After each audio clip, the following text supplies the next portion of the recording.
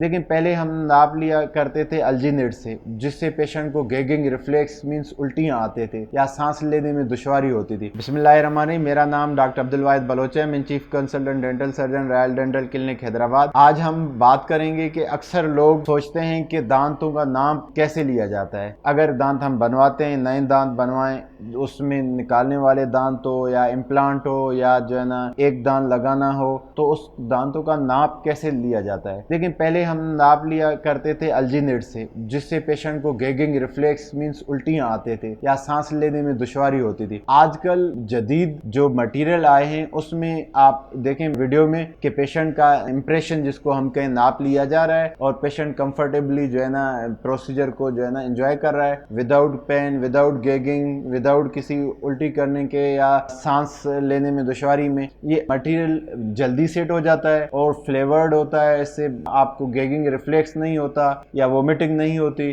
Totally 30 seconds to 40 seconds का procedure होता है, उसमें हम नाप ले लेते हैं और ये बेहतरीन तरीका है जिससे हम जो है ना अच्छे क्वालिटी के दांत बना सकते हैं। उसके बाद आप इस वीडियो में देख रहे होंगे कि सेकंड मरहला जो होता है कि लोग सोचते हैं कि दांत हमारे जैसे अपने हैं वैसे मैच दांत लगे। ये दूसरा मरहला जो है हम शेड मैच करते हैं, जो आपके दांत होते हैं उससे हम अपना शेड मैच करके दांत लगाते हैं। जैसे जो हम दांत लगाएं आपको वो बिल्कुल ओरिजिनली आपके अपने दांतों जैसा हो। कोई बंदा आपके साथ बैठे, आप स्माइल करें, हंसें, मुंह खोलें तो किसी और को ये फील ना हो कि ये दूसरा दांत या बाहर का दांत लगा हुआ है। नए दांत लगवाने के लिए या दांतों के मसाइल के हवाले से कोई भी आपके जहन में सवालात हो या आप जो है ना परेशान हो दांतों के हवाले से, तो आप हमारा क्लिनिक विजिट कर सकते हैं या हमारे दिए हुए नंबरों से कांटेक्ट करके आप सवालात के जवाबात पूछ सकते हैं और जो है ना अपने मसले हल करवा सकते हैं। Thank you.